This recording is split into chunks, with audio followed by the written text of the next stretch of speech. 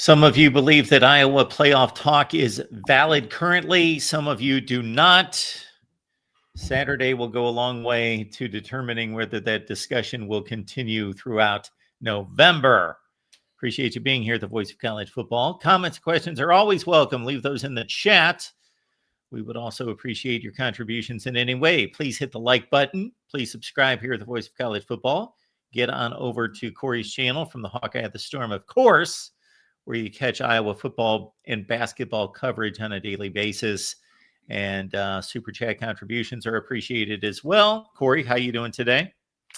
I am good. Yeah, we're getting closer and closer to what a lot of people are saying is the biggest game of the year or biggest game since, I don't know. I don't get into all that because to me, we say that every year about certain games. If they lose, we'll all be like, well, they'll just... That Penn State game in 21 is an excellent example. Everybody said that was the biggest game since blank. But then in hindsight, you're like, well, yeah, there was a great win, but it didn't mean as much for the year. I do think this is a huge game without question.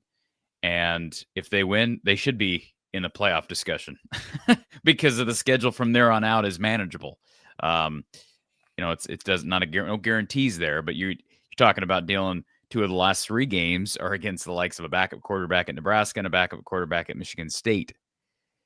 So, I mean, there's some hope there, but boy, Oregon's a bear. It's hard for me to imagine a team going 10-2 in the Big Ten and not reaching the postseason. However, if Iowa should defeat Oregon and USC, and of course they've got to run the table so to get to 10-2. So they win those games. The best that those two teams can do, because they're going to play each other, those are the two best wins of the season. Those will be the two best wins, at least in my mind. Even if Nebraska's got some really good record, the best they can show up to the Iowa game would be 8-3. So maybe Nebraska would be in the conversation from a record standpoint. So you can throw Nebraska in there. But obviously, if Iowa defeats Nebraska, they're 8-4. USC and Oregon play each other, so that tacks a loss onto one of them. So they're going to be 8-4, 9-3 at best. So Iowa will have a collection of 9-3 at best, and then a couple 8-4 wins. We'll see what Minnesota does, but they've got Oregon, so they would have to lose that game. So they'll probably go 7-5. Don't know that is really a resume builder of a win. So it's basically those three wins for Iowa to lean on. But that gets them in, right? I mean, I can't imagine that it doesn't. And you told me the other day about the melee in the in the ACC. You thought there was going to be some craziness there, but I think that's going to work itself out. I think the ACC is going to cannibalize itself to a point that the committee will be able to just take probably one. I don't know if you agree with that take, but who lost this past week in the ACC? Miami lost. Miami, that was the one that. So and then Georgia Tech. Georgia Tech lost its first game. Yes. Georgia Tech has to play Georgia. You would think that they will most likely lose that game. But someone's going to get an AQ there. Sure. Let's say the Big Ten or the Big 12 and the ACC only get one selection each. And then you've got the group of 5 and you've got Notre Dame. So there's 4, and that leaves 8 for the SEC and the Big Ten. Yeah. I mean, I would be shocked. I mean, and Nebraska is not going to be it if Iowa wins out and beats them. And so it would be nobody else in the Big Ten is going to be a factor except if Michigan beats. Like Iowa's going to take care of everyone who's their competition. Nebraska, well, forget Nebraska anyway. They've got 3 losses. And forget, they don't beat anyone that's any good ever. That's great. So forget Nebraska anyway. Iowa's going to take care of Oregon and USC for themselves. Michigan would be the only team in play. And if they beat Ohio State, they would be 10-2 and have a win against maybe the number 1 team in the country. Right. Yeah. So, and like we've talked about, Illinois has played itself out. Nebraska's played itself out. To your point, USC and Michigan. Hey, if I was right about something this past week, I said I think the closest game on the schedule. Remember, you asked me. I said I think Purdue has the best chance to pull off an upset. Now they didn't, but that was not some impressive victory. I went back and watched the condensed highlights of that. I mean, Purdue played. They played with them. I don't think Michigan beats Ohio State, but I've said that before, and I've been wrong. And I'm guessing you've probably said that before, specifically last year. I don't know anybody that predicted Michigan to go into the shoe and win that game. So anything can happen. That would create, that has the potential to create total chaos, Mark. Because at that point, I don't know what would the committee do. Do you believe they would have to? You think they would just leave out Iowa? Is that the deal? I just believe that Michigan would get the nod over Iowa just based on that win. So my point, that's what I'm saying. So if you're a Hawkeye fan, basically, I feel comfortable at this point saying that as long as Iowa wins out and Michigan loses one more game, they are in. And I've been saying they're in at 10-2 anyways, because I don't expect Michigan to go 10-2. But it is possible. It's possible. Now, the committee doesn't have to put 4 teams from the SEC in and 4 teams from the Big Ten in. But if you look at the top of the SEC, it's going to be hard to not take 4 from that league. The SEC's got there's no conceivable way that they don't get 4 teams in the playoff. Well, so if you're looking at it holistically and thinking, okay, the Big Ten and the SEC are extremely strong conferences. They're comparable. We could debate all day which is a better conference. We've got 8 spots to deal with. Why don't we just give 4 to the Big Ten and 4 to the SEC? But the playoff committee does not look at it like that, nor should they. They're evaluating each team, and it really leans the SEC's way. And with Iowa, USC, and Oregon all playing each other, what's most likely to happen is nobody's going to sweep through that. They may all win games against each other. Right. And then Michigan loses to Ohio State, and the Big Ten could only get 2 teams in. No, possibly. I think that's probably the best case scenario if you're the committee, because I think it makes it easy. Now, I'll say this.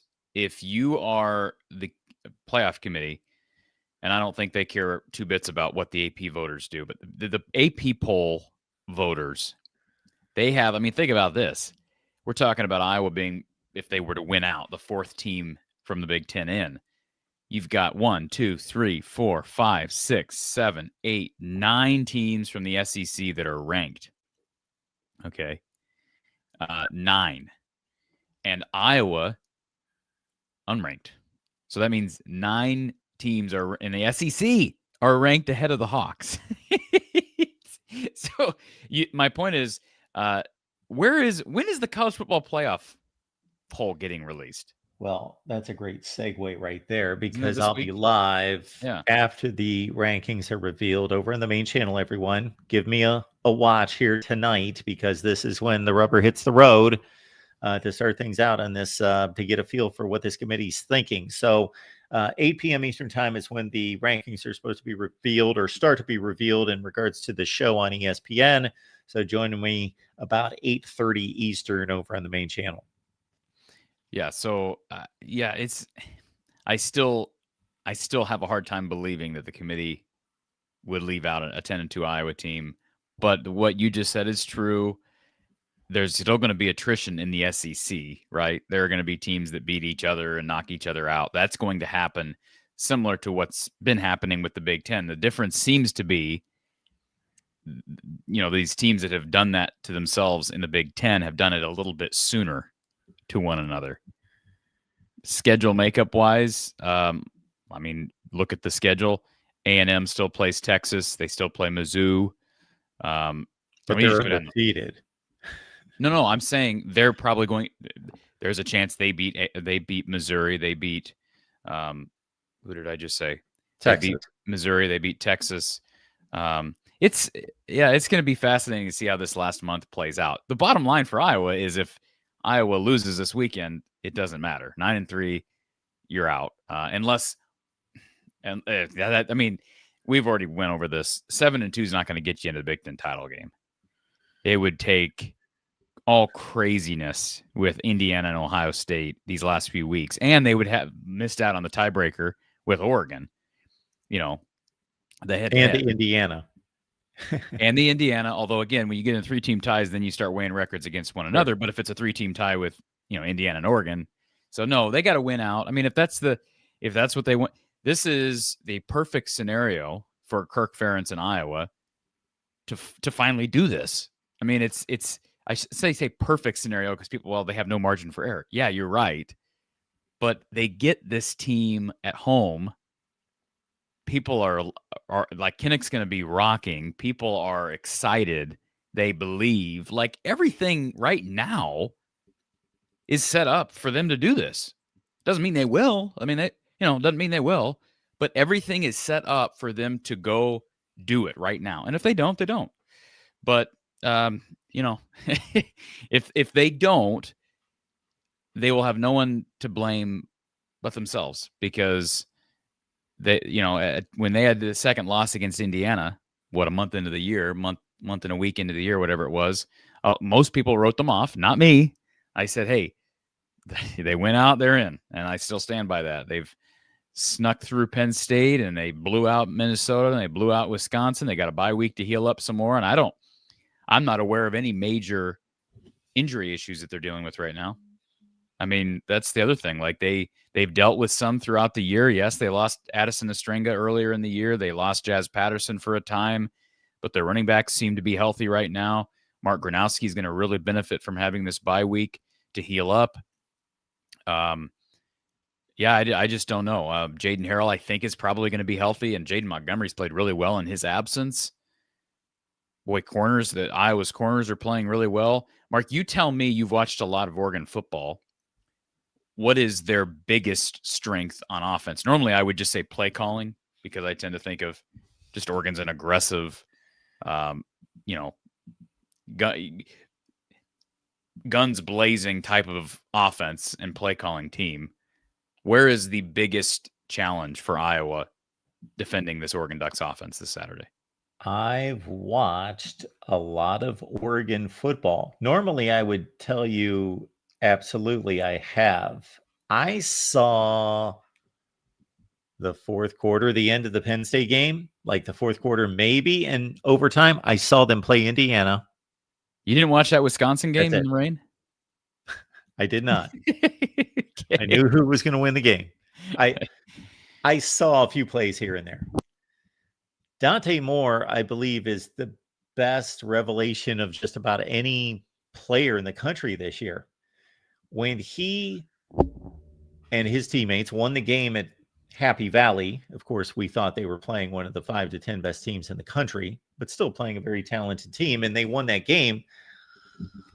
That was my biggest revelation of the weekend, and it may be of the season, that Dante Moore turned out to be a superstar quarterback. He was heralded as a 5-star to UCLA, but it seems like he's been part of college football for a long time now. This is like his 3rd or 4th season, and now he finally gets a chance to play, and they played such scrubs early in the season that the Penn State game was the first time that he was put under the microscope and in the grinder, and he played great and has the entire season. You see there, 19 touchdowns, 4 picks, 71%. And so he's been extremely good. And the running game is kind of odd, because they usually have 2 guys that are NFL bound. Jordan James was their superstar last year, along with Noah Whittington, who's been injured this year. But you see there, they've got like 5 guys with 40 or 50 carries. So nobody has really shouldered the load at the running back position. They've been all over the place. But I would believe that Noah Whittington would be the guy to look out for. I believe he's been injured, and he's healthier and ready to go now. And if you look at the wide receiver play, DeCorian Moore was the number one wide receiver in the country coming out of high school. He's a true freshman, and he's having a nice season. Gary Bryant is the antithesis of that. He's been in college football forever. He was at USC for quite some time. He's a contributor. They lost arguably their best receiver. Well, they lost their two best receivers to the NFL draft. Then the top guy coming back, Evan Stewart, who was a number one receiver coming out of high school, his class 2022, and a five-star Evan Stewart, he's injured, so they don't have him. And Kenyon Sadiq is a guy that's going to be difficult for Iowa to contend with from a matchup standpoint. So whoever gets the assignment typically for Iowa to match up with a big, talented tight end will get Kenyon Sadiq.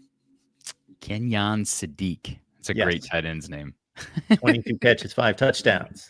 Not as good of a tight end name as Hayden Large, but it is a good tight end's name. So, I'm going to be likely releasing my preview tomorrow. So we'll release my preview tomorrow, and then we'll also have a live show with Don Patterson in the evening tomorrow. We're in that time of year now, Mark, where it's like just trying to come up for air at some point. So we had women's post game last night. We had the exhibition on Friday. We got the men's season opener tonight. We've got men's basketball Friday night, women's basketball Sunday afternoon, football game Saturday afternoon. So November is the craziest month. But hey, lots of stuff to talk about. And where do you predict Iowa will land when these rankings come out in about 3 hours? I think they'll be top 25, and I'm not weighing all the resumes.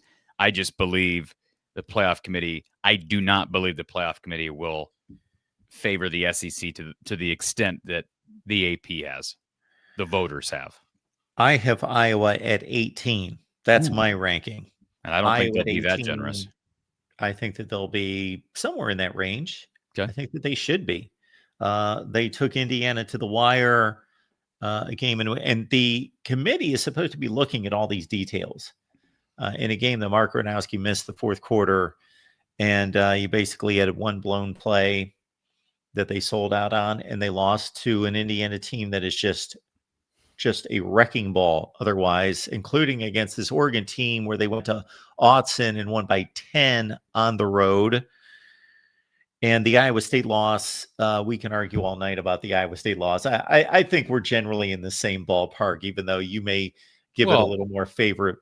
No, than I do. It's getting worse. Yeah. I mean, they're losing games, and they're not showing any signs of life right now. I don't know what's going on besides just injuries. But I do think that you look at the level of performance in the games, and they didn't lose to Iowa State by 3 touchdowns or to Indiana. They were down to the wire. We could be talking about a team. If we split the difference on these nail biter games, they could have a little bit more room for error, obviously, and be 7-1 instead of 6-2 right now.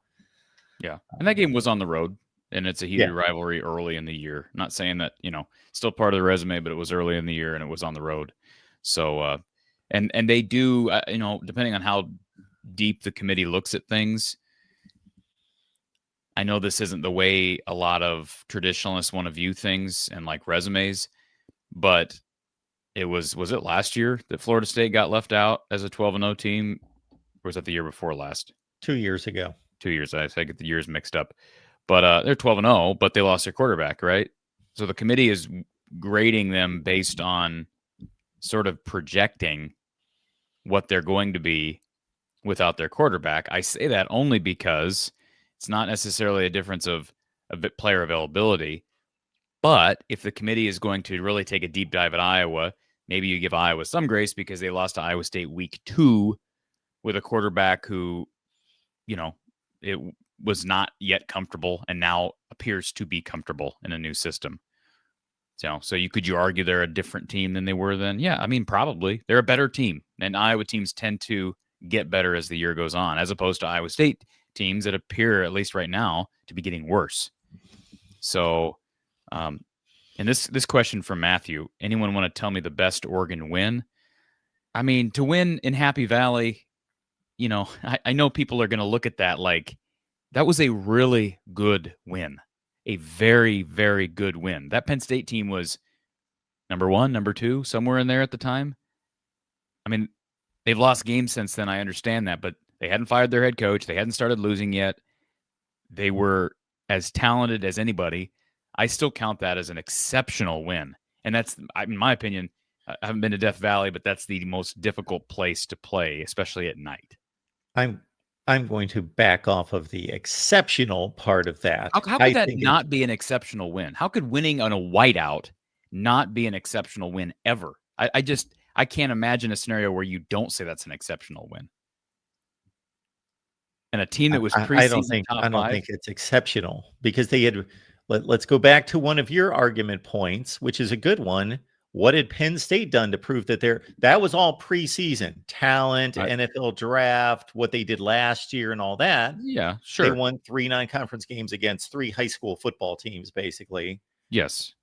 And then this was their Big Ten opener. So Penn State hasn't beaten anyone.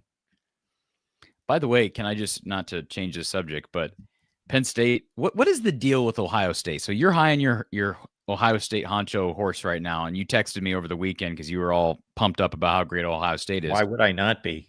Well, I'll give you something to think about. Okay. They do not dominate first halves, so I want you to tell me why that is. And you're telling me that doesn't concern you at all. They just don't have to worry about it. Okay, all right, fine, that's fine. But it was tied at halftime against Penn State this past weekend? They were up by 3. Okay, up by 3. They fumbled with about a minute left in the first half. But they did that against... On a bad call by the official. But anyway. Texas, they did it against Washington, they did it against Penn State. Who else did they do it against? I'm missing somebody. Didn't they struggle against... Ohio. For a while against Ohio. I mean, it was... You're saying that's not a concern? If I'm Ryan Day, I'm concerned about that. I mean, yeah, they've pulled away in second halves, but this is a pretty good combination here. Number 1 defense in the country. Whether you believe it's the best defense, that's a whole other argument. And I do think it's the best defense in the country. The number 1 defense in the country and the number 1 passing attack in the country. They are throwing the ball so incredibly well. It's inconceivable. I don't know if you saw any of the game against Penn State. No. They went 20 of 23, and they weren't checking it down. These were deep shots. They threw for 360 something, 316. Then how is it a 3-point game at halftime? Because Penn State put together one nice drive where they got Nick Singleton and Katron Allen going. And then they stacked up Ohio State's running back, C.J. Donaldson, at the line at the 15-yard line. The ref should have called the play dead. He was stopped. He was being driven back. And they took the ball out of his hands, and they basically set up a short field, 12 yards for a touchdown. That's what they did. So I guess 38-14. I understand the final score. Yes, I am aware. And it really made me upset because I had taken Penn State against the number in our picks. And, you shake your head like it was so obvious that they weren't going to cover. Penn State was down inside the 10 with 4 minutes to go, 1 9-yard touchdown, and they would have covered. So, and there was a 3-point game at halftime. So I wasn't rolling my eyes in that regard. Had the point spread been what it was when I sent you your picks, I might have taken Penn State. It dropped to 18.5 when I made my pick, so I took Ohio State to cover. Yeah, I did see that. Yeah. So I went 7-5 this past week, Mark. I'm back on somewhat track. Can I complain about my bad luck? Well, you did. You did complain. You texted me about it. Yeah. Yeah, you've had that. There's this. I would say what you've described to me those would be SVP bad beats. Yeah, 4 of them this past weekend. 4 of them. I still went 12-7 against the spread. Yeah, that's good. Yeah, that's very good. So with guy throwing interceptions on the last play of the game, a pick 6, and guys kneeling down at the 1-yard line. That would have put me at those 2 would have put me at 14-5. Yeah. Well, but Ohio State's, they're doing just fine. Don't be too concerned. I'm not concerned. I'm more concerned that they don't have much of a running game. It's okay. Well, to me, if they were so dominant through the air, I just think you would maybe go a little bit more pass heavy. And if they were going pass heavy, they wouldn't only be throwing the ball 23 times, especially in a game that was almost tied at halftime. So that tells me they're trying to run and they're not really doing a great job of it. I haven't studied the stats, but why would you not throw to those receivers more than 23 times in a close game? It was close until the third quarter. Well, they came out the first drive of the second half and instantly, boom, touchdown, 24-14, and distanced from there. It was so. Did Penn State show life to you in that first? Like, did they look legitimate in the first half? Sure. Oh, they played hard. Yeah. Okay. And on one hand, and we'll get back to Iowa, of course, we need to. But on one hand, I thought, okay, Drew Allard didn't even play in this game. But then I thought, you know what? Ohio State's defense shut down Drew Allard the last 2 years to the tune of last season. Penn State's only touchdown was a pick six. So Drew Allard couldn't even get the ball in the end zone. And the year before, Penn State's only touchdown was with like 30 seconds left in the game that didn't matter. So he couldn't score against their defense. So the backup did just as well as he did. Gruckenmeyer, who you're familiar with. Yeah, I'm very familiar with Gruckenmeyer. So back to Iowa for a second. I don't know. We've talked about Iowa coming out of bye weeks. The unfortunate thing, if you look at it from, an influential perspective, like bye week being some big influential factor, Oregon's also coming off a bye. The good news is Oregon has to travel multiple time zones, come into the Kinnick crowd, deal with that. The weather is supposed to start really getting cold. So it got really warm. It's warm right now. But if you look at the forecast, it's supposed to really be chilly Saturday morning. All right. I mean, like really chilly. In fact, the high is 50 for Saturday. But if I'm not mistaken, it's supposed to get cooler throughout the day. In fact, I'm going to pull this up here, hourly forecast. See if we can go all the way out to Saturday. I hope we can. Again, I know it's really early still. Let's see here. Okay, so maybe I can't get hourly forecast to Saturday. Why do I have to? Why is it every time I click on something, I have to get an ad? Can you just explain that to me? I can't click on anything without another ad coming up.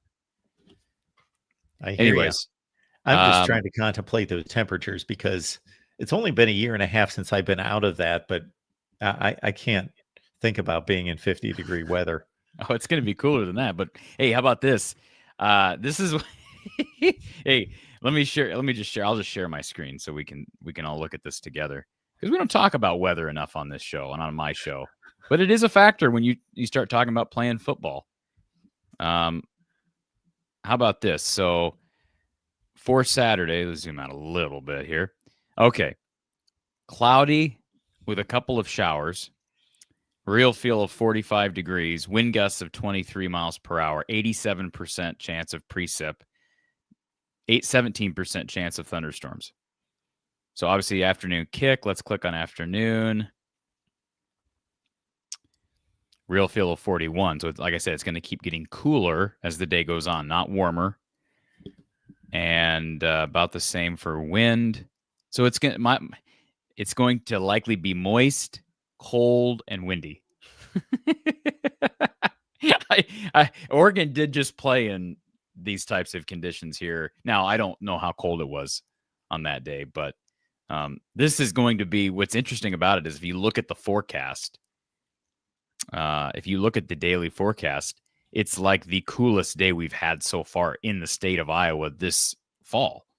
I mean, like I say, it's 69 today in Iowa City, and then it just slowly goes down from there. And by Sunday, we are talking about Oregon coming out to this game. We're not talking about USC. Oregon does, yes, you're right. And Oregon does play in cold weather. It's not now, unfortunately, I say unfortunately, it would probably be to Iowa's advantage if it was really cold because they don't get the extreme colds in Eugene that we get in central Iowa. But No, you're right. 40s is not extreme cold. So I just don't know who, from a stylistic standpoint, football standpoint, who does windy, perhaps even wet weather favor. Iowa. But you said a couple of weeks ago you thought Iowa would be better in.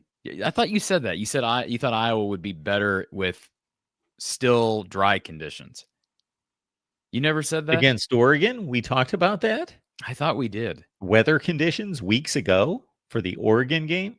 I just think Oregon can throw the ball better. So why not mess that up with some wind?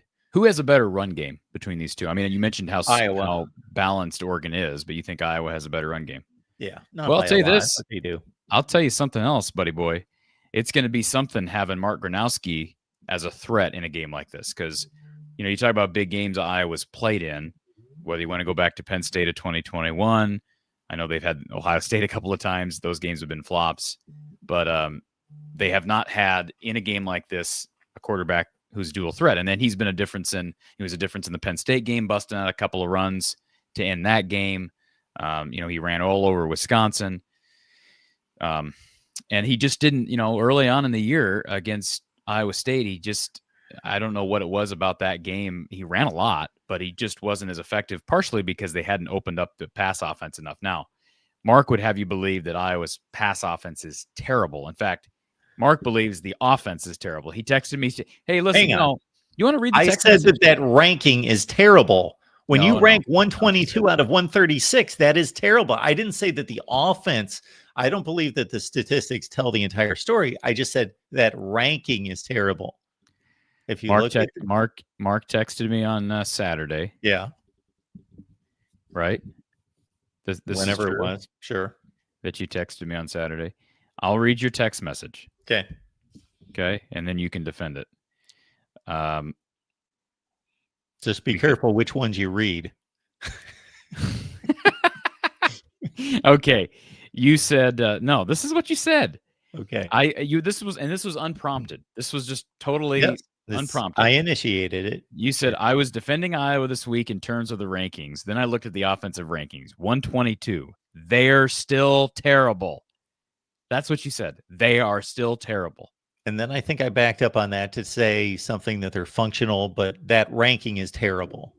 Okay. Yeah, you did end up saying that, but I'm just saying what you initially said was they're still terrible. Well, all I said in response. I was just a bit surprised to see 122. I thought that they were doing better than that. Okay. I don't want to have this discussion because I was on the other side of this at times over the last few years. But as I brought into the discussion on X over the weekend, well, let's get rid of this so we can have a discussion here. So you have to be able to balance to some extent. And you look at 122 and then you look at their scoring offense heading into the weekend, they were 41st in the country. So those two numbers don't mesh. So there's must be kind of somewhere in between, right? Okay. Because there are factors that, and I've been on the other side of this argument, but there are factors that can limit you sometimes with total offense. And they are even in total offense. I know it sounds crazy to say that, difference between 133 and 122 is substantial, but it is because they were so far in the gutter at that last year with Brian. Well, really for 3 straight years with Brian, that just to climb out in total offense to where they are now is a huge accomplishment. Now, it needs to still be better, but I'm just saying 41st in the country in scoring offense. Where are they in rush offense? Do we know? I don't know. So they obviously have not had the defensive scoring that they did there for 3 or 4 years. I don't recall a barrage of defensive scores like they've had in the past. So that scoring average is pretty legitimate. Well, they have had the offense. Play devil's advocate. They've had 2 Caden Weegan punt returns for touchdowns this year. And they were against... One against, I believe... well, were they both... Would they have 2 this year? I know he had one against Northwestern, but that was not this year because they haven't played Northwestern. Well, they had this one this past week. He had one against Rutgers. Minnesota and against Rutgers. Yeah. Okay. So I would love to see the national statistics broken down overall, then against Power 5 only, and then let's say Power 4 and Group of 5 or something like that, where it would weed out the Albany game. Now, obviously, this gets padded in Iowa's favor, but it does for everybody else too. They play their FCS opponents and their weak Group of 5 teams. I was wondering where you're going with the weather. I thought that maybe we were going to have a built-in excuse for Mark Gronowski going like 7 for 15 this week for 72 yards passing. Hey, have you watched Mark Gronowski at all this year? He's not. I watched the whole Rutgers game. He doesn't go 7 of 15. He doesn't put up Deacon Hill, Spencer Petras numbers. If he puts up low yardage outputs, is because they're just not attacking downfield. He's very efficient with. I know. I went extreme there. He's where 61-62%. Oh yeah, I think he's more than that. Yeah. Caden Weegan, by the way, 2 punt returns for touchdowns, 1 kick return for a touchdown this year. Okay. Also, against Minnesota, hold on. Zach Lutmer had a pick 6 against Minnesota. Aaron Graves had the interception against Wisconsin. He returned to the 1. And then there's one other. Was it Wampa returned one? I think it was it Weegan that returned one to the 1? I think it was Wampa. Yeah. Returned one to the 1. That. So no, you're right about that. That's not a perfect metric either. But every team has those to an extent. Iowa's not the only team that scores defensive touchdowns, but I would love to see some kind of average of that. What is, and I'm sure it exists out there. I'm not a big metrics, for as much as I love stats, I just don't have time to look into advanced metrics and all these things that whatever his name is, I can't think of his name, that works for ESPN puts together and all those sorts of things. Because I would love to see, adjusted offensive point totals based on whatever help was delivered by special teams and defense. I mean, these numbers are pretty telling, Mark, right? Like they're 39th in the country in rush offense. 39th. Yeah. What's their average per carry? 4.84. Okay. You can give us a ranking there too. No, it won't actually show me. You got to go to college football stats. They'll rank every category. Isn't that stupid though? They're down. Yeah, I think they're probably top. Let's just count it up. 1, 2, 3, 4, 5, 6, 7, 8, 9, 10, 11, 12, 13, 14, 15, 16, 17, 18, 19, 20, 21, 22, 23, 24, 25, 26, 27, 28, 29. I shouldn't have done this. 30, 31, 32, 33, 34th in the country in yards per rush and 39th in yards per game on the ground. Okay. So, I mean, I'm just saying those are pretty darn good numbers. Yes, 38th in rushing average per attempt. I just pulled up college football stats. Okay. I guess I counted wrong somehow. So yeah, I mean, Oregon is number 2 in the nation in average yards per carry to Navy. Yes, interesting. And yet you told me that you think Iowa's rushing attack is better than Oregon's. Well, I'm trying to think. Who has Oregon played that we would respect defensively? Wisconsin's got a decent rush defense. Indiana. And obviously, Penn Oregon State took a very conservative approach in Penn State. Yeah. But they also ran all over Oklahoma State, ran all over Oregon State, and ran all over Montana State, and ran all over Northwestern. I mean, they've had these barrages but I mean, that's part of the season, right? Iowa runs the ball when they're up big too, and they don't. What the difference is, I don't know. I wouldn't read too far into that extreme number, but yeah, that is pretty unbelievable when you look at they're the only non-military academy school that's 6+ yards per carry. We're getting to a point in the season, and I used to love to do this all the time, and people apparently liked it because I would get good views totals on this, where I would match up the last couple weekends of the season. Let's say an Iowa's playing, in this case, Oregon, who were their Big Ten common opponents. Well, obviously, when we had the Big Ten concentrated in East and West, it was more valid to match up, Iowa, Nebraska, the final game of the season, common opponents, because they'd have 5 in the division and usually a 6th or a 7th outside the division. So it was, you started to draw conclusions. Now, Oregon, Iowa both played Rutgers. Everybody's common except Northwestern. Every Big Ten team. Oh, really? Everybody. Yeah. Wisconsin, Rutgers, Indiana, Penn State. And then Northwestern. Oh, wow. Maybe I'll do one of those. Yeah. So their loss was to Indiana by 10. Iowa lost by 5. Oh, I'm going to do. I love doing those. Oregon lost, but Oregon beat Rutgers by 46. Iowa beat them by 10. But then Iowa beat Wisconsin by 34, and Oregon beat them by 14. So now circumstances, right? Penn State, very comparable. Iowa won that game by a single score. Oregon won it by a single score. Hey, Iowa, I don't know if I told you this. This was a couple weeks ago. Iowa announced that, you won't probably respect it, but they play North Dakota in Kinnick here in a couple of years. All right. I'm only saying it because that's another really solid FCS program. They keep welcoming Missouri Valley Conference teams into Kinnick. Iowa, Oregon. Our Michigan channel does pretty well. And this brings to mind that despite the numbers that those guys roll up every week, the most watched video ever on our Michigan channel is when I did an Iowa, Michigan Big Ten Championship common opponents breakdown. I think got like 45,000 views. And that game ended up being what? What was the final score? It was one of the 42-3 or 26-zip. I forget which one it was. 26-zip. Was that the other one? 26-0? Yeah, that's too bad. Yeah.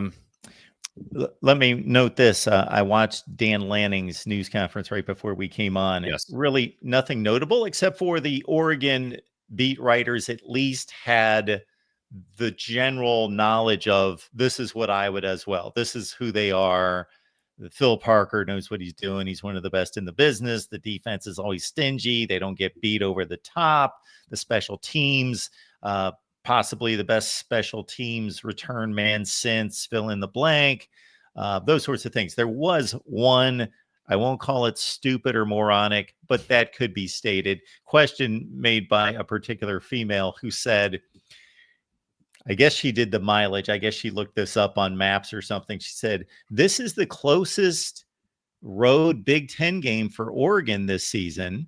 So she said, do you think this is going to feel, since it's so close, it's just so close from Oregon to Iowa, do you think that this could feel kind of like a home game? It didn't feel close when I drove to Eugene in 2019. You drove from Iowa to Eugene? Oh, my goodness. I drove from Iowa to Portland, then we went down to Eugene. We went up the coast, then we went back to Eugene because I got family in the Eugene area. It was like 26, 27 hours just to get out there. What are we talking about here? Plus, we're talking about a storied home field advantage. We're not talking about they're traveling to Georgia Tech or something. Do you like Dan Lanning? I liked him more when he got the job, and early in the job, he's starting to annoy me a little bit. Why does he annoy you? For Iowa fans that haven't seen a lot of him, what is it about? Because I've heard other people this week say he's pompous, he's arrogant, he's annoying. Why is that? Are Iowa fans going to hate him by the end of Saturday? What comes to mind are two different exchanges he had with the media recently. One would be right after the Penn State game. They had just won, emotional overtime game, and he was a bit cocky, not really gracious to. He did say Penn State's a great team, and it's not like he dissed them in any such way, but I can't really recall. It was more emotional than anything that he stated. It was just like, can this guy calm down a little bit? Like, there were all sorts of memes being thrown out there about him acting like he was on coke or something. Like, it was like so extreme, such high energy. And then when they pulled him off the field at halftime of the Indiana game, they're being outplayed. They're down a score. And he basically kind of brushed it off as, we'll take care of things in the second half kind of thing. And they didn't. So nothing egregious, nothing horrible. It was kind of funny this past summer. he got a 5-star, don't remember the kid's name, but out of Texas or somewhere, to flip. And then he shot there's this video where he jumped in the pool with the player. There's this whole them running into the pool and jumping in the pool at the same time. And what's funny is only like 2 weeks later, the guy flipped again and went somewhere else. So sounds like Jim Harbaugh jumping in pools. Yes. So the only thing I was going to bring up, when did Dan Lanning get that job? What year? 2022. 2022. So I'm trying to remember when Justin Jacobs committed to Oregon. What year? It had to have been Lanning's first year. So Jacobs, let's see here. Yeah, it was December of 2022 when he committed to Oregon. And I just remember, I don't know the Jacobs family. I don't know. I've not had any discussions with anybody, Seth Wallace or anybody behind the scenes about what happened there. But the overwhelming narrative feeling coming away from that was that they kind of poached him. Mm-hmm. Or at a minimum, he went there because he got a bag. And I've looked, I haven't really taken the time, but I just Googled this because we're talking about Oregon. I don't think he's even playing in the, I don't even know if he made an NFL team. I don't see any sign that it looks like he accepted a training camp invite with the Dolphins. But if you look at his stats after Jacobs went to Oregon, and he struggled with some injuries at times, but we're talking in 2021, his best year at Iowa, had 33 solo tackles, 53 total. His best year at Oregon was 23, had 32 and 18 solos. And I mean, you could argue, I don't know what he got to go out there, but don't you think, doesn't logic tell you that it's probable that had he stayed at Iowa, he'd have probably made an NFL roster, because most of Iowa's starting linebackers that are even good to above average athletes are on NFL teams. Jack Campbell, Josie Jewell, Christian Welch has had his time in the league. I mean, Anthony Hitchens, Christian Kirksey, just go down the list. I just find, what are you looking? Why? Well, the guys you just named are exceptional players. They were much better than Justin Jacobs, correct? Number one. Number two, I would have very much nodded in the affirmative if this was this time last year, but we just went through Nick Jackson and Jay Higgins. Well, Jay Higgins is on the Ravens roster, so he made the roster after going undrafted, which is hard to do. So, and now you're right about Nick Jackson, but Nick Jackson was pretty undersized. Jacobs was 6'4", 236. I mean, he was the when I think of him, and you know so much more about these players than I do, but when I think of Justin Jacobs versus the two guys I just mentioned, Higgins and Jackson, and I'm not trying to put them both in the same category just because they played together and they both underperformed at the combine, et cetera, et cetera. They're different players. But I think of Justin Jacobs, I think of a tall, lanky, very different style linebacker. His calling out party was that 2021 game against Iowa State, where that was the Iowa State team that had Charlie Kolar and Chase Allen and all these great tight ends, and he just showed out, as did Jack Campbell and Seth Benson in that game. But I'm just saying, my guess, my hunch, I can't prove it, is that if Justin Jacobs had stayed at Iowa, he'd probably be in the league now. But so I guess the reason I bring it up is Kirk Ferentz one to hold grudges anymore in this day and age of college football? Everybody's poaching everywhere. So my guess is he probably doesn't. But we've talked about this. Kirk did not like James Franklin, whether he admits that or not. I think he tolerates PJ Fleck at best.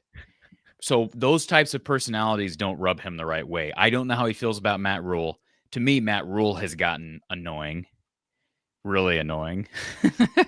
But I think Kirk, it's not about opponent, it's about person.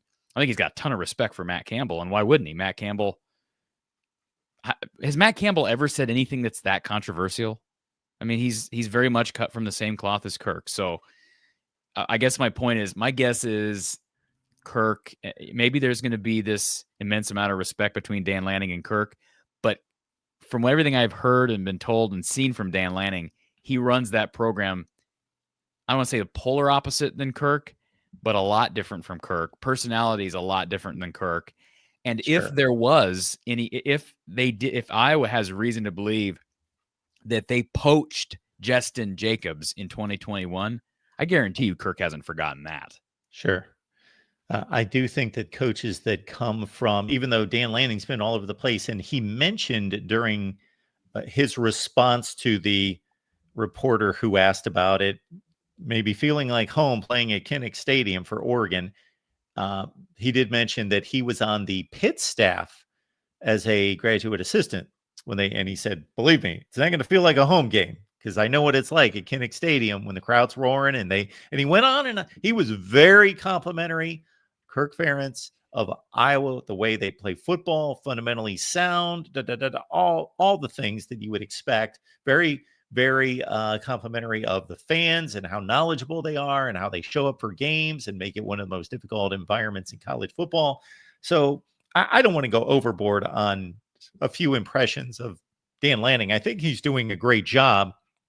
He's just one of these new era coaches where you don't know where the line stops between he's doing a great job or Oregon money is doing a phenomenal job and he's just kind of maintaining the ship.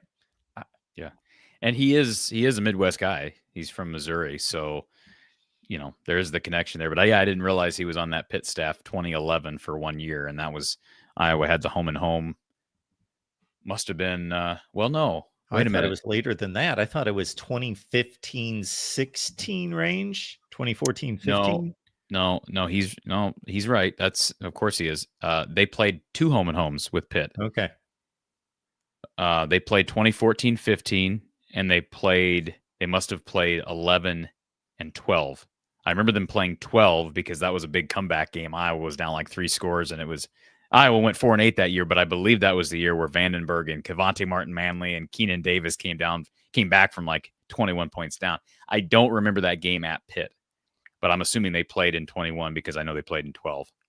So, yeah, that's interesting. Why does Iowa love scheduling Pitt? It's like Northwestern and Duke schedule a lot of games, but you can see the. So you don't remember Iowa Pitt 2011 either? Let's see. No. Iowa won 31-17. Why don't I remember that game? I don't. That's interesting. 31-27.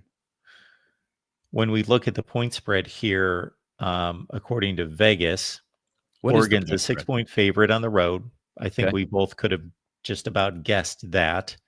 And 41.5. So we're looking at 23-17 range, 24-18, something like that.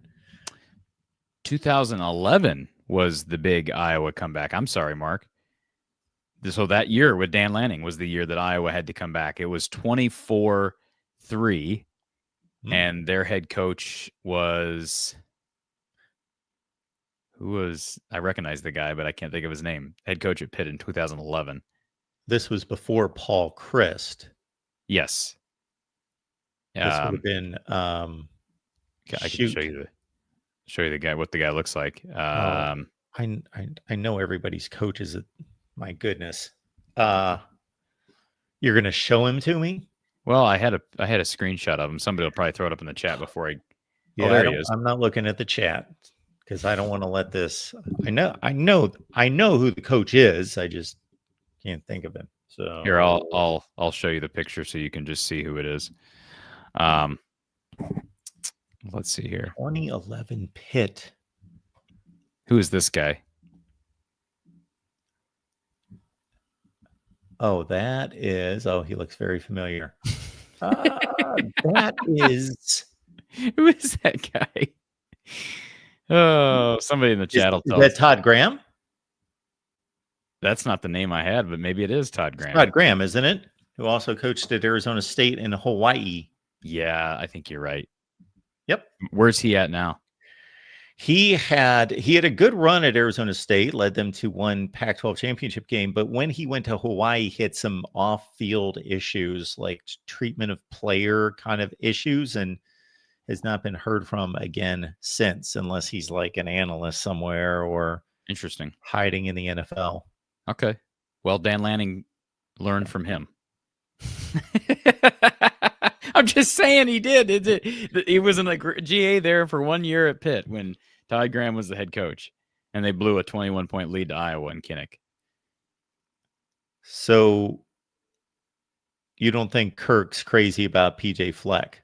I know he's not crazy about PJ Fleck. Okay. Does that really hurt you?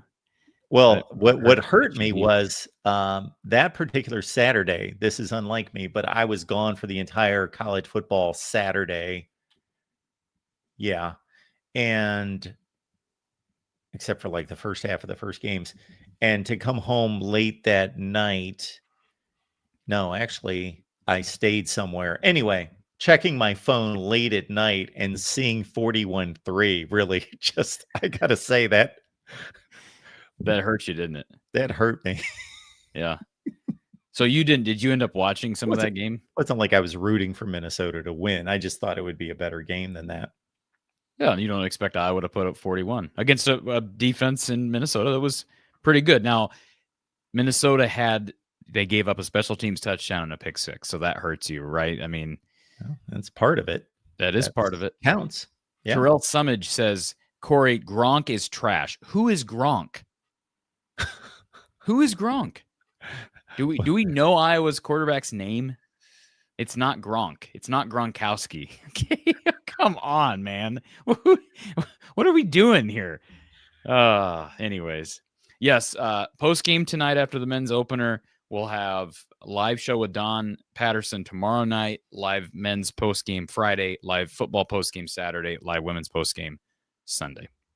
And folks, just for the record, I did my best to get an Oregon media person here. I tried 3 people, could not get anyone here. So I tried to deliver a legitimate Oregon Iowa preview. But you're going to do an Oregon preview, and I'm going to do an Oregon Iowa preview. So, and then Don will do an Oregon Iowa preview. So there's all kinds of content to enjoy over the next couple of days. We're going to run over to the main channel, everyone, for the Big Ten live show, Corey and myself. So more on Iowa, Oregon, and the rest of the slate in the Big Ten this week.